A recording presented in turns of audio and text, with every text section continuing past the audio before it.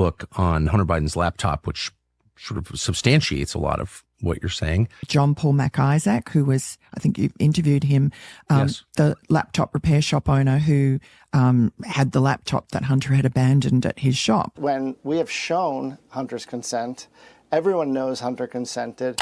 What's up, guys? Tucker Carlson has completely lost the plot. The same guy who spent years screaming that Hunter Biden laptop was the biggest media scandal in history is now defending that same laptop. Yeah, you heard it right.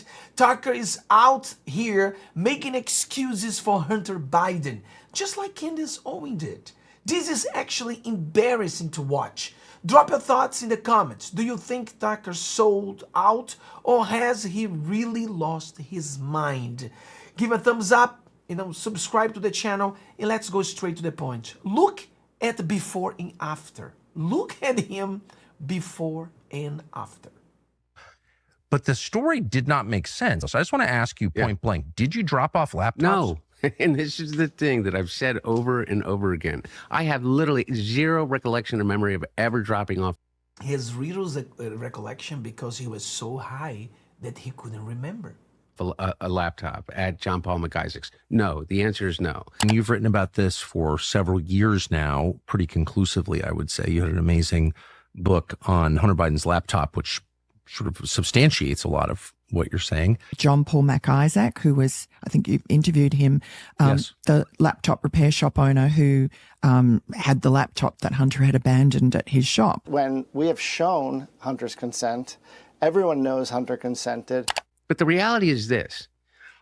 Of what was distributed that was authentic, not a single one of them in which I say, hey, when my dad is in office or in power as vice president or president, in which I say, hey, Dad, I need you to do this for me. And yet we had on the front page an email from Hunter's Ukrainian sort of paymaster from that company Burisma, who had thanked Hunter for introducing him to his father in Washington, D.C., the then sitting vice president. Hunter organized that for his father, the vice president, in a private room to meet with his Ukrainian business partners, plus Russian, plus Kazakhstanis. He did a 3-for-1 deal in April of 2015. But he just has to show up and be charming and be the vice president for all the money to flow into Hunter's pockets. The of what I call the elite oligarch Epstein class of Washington, D.C. Yes. That are as interested in protecting their corporate overlords as they are in protecting anything. My dad in 1972 took a vow that he would never own a stock or a bond. He retired from the presidency as having probably the lowest net worth of anyone that had ever entered the presidency. I always wondered, how did he afford to live in a 12,000 square foot house on a Senate salary? Well, he will tell you he was just lucky with real estate.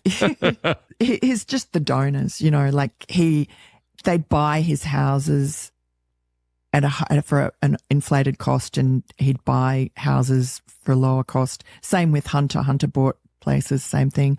And there was just a magic carpet ride for him. Whatever transaction that he entered into, he was looked after. Hunter's sort of businesses worked, that Joe would get something. Hunter was certainly paying for some of Joe's maintenance and upkeep on his Delaware estate. And Joe lives... And estate is not too strong. It was a former DuPont house, enormous house that Hunter grew up in. Yes, and with the ballroom. Yeah. And then I know from having friends and relatives in that town, Greenville, Delaware, that he never paid any of the workmen. No. Stiff the firewood guy and the landscaper and the caterer, and, they're always after him for money.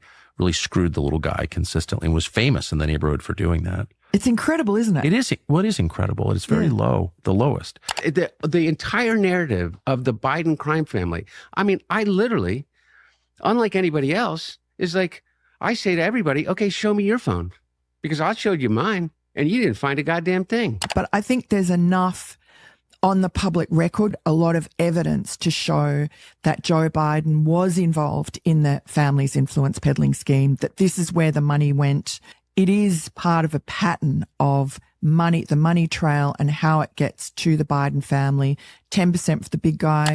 in a family that I love, drives me crazy. I love. It's like everybody else. But I don't have to live a lie. My goodness. Hunter Biden, thank you very much. My goodness.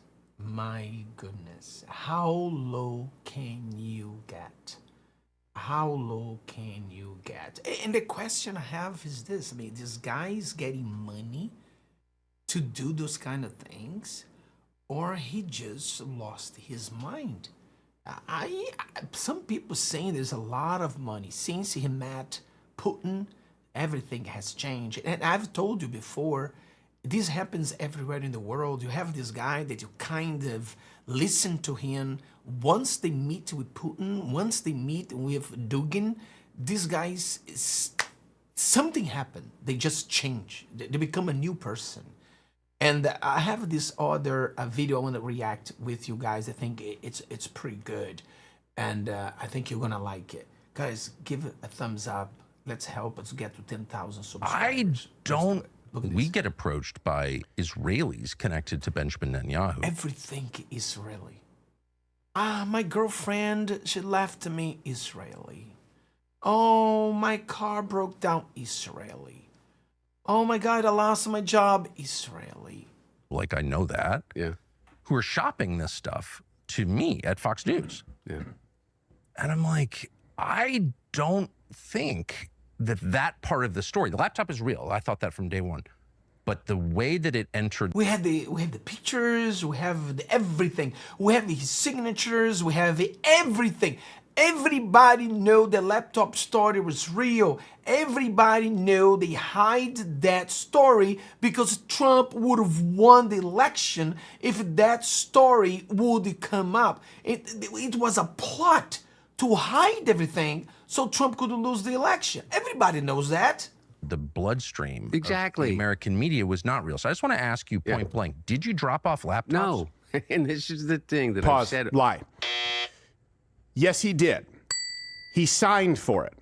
He signed a receipt for an $85 repair for 3 MacBook Pros. His own legal team never disputed that he dropped off the laptop. Would be the easiest argument to make. That's not his signature. He didn't drop them off. They all but conceded it. That's a lie. And that's used to set everything else up. Let's continue. Over and over again. I have literally zero recollection or memory of ever dropping off a laptop. Well, pause. Of course you wouldn't. You were high as a kite. Exactly. We all agree with that. We saw the pictures. That was very hard for him to remember anything. You were smoking the walls. Keep playing. Paul McIsaacs. No, the answer is no. And John Paul McIsaacs. Wild. The laptop, according to Lev Parnas, under oath in his testimony before the House Oversight Committee, was being sought by Rudy Giuliani in Ukraine all the way back in 2018. Lie. Pause. Okay, this timeline makes no sense whatsoever. Lev Parnas does make the claim that Ukraine told him about the laptop in February of 2019. There is zero corroborating evidence. One of the things people need to understand is whenever there is a truth like this that could destroy somebody's campaign and Trump could have won the election, the way to defend that is to create more lies. I would say to create lies within the thing so you can discredit the whole thing. So that's a strategy. Once you can stop it, because Zolek already leaked to the press, so you can say that was a lie. Everybody sees the laptop, everybody sees his face, everybody sees the picture.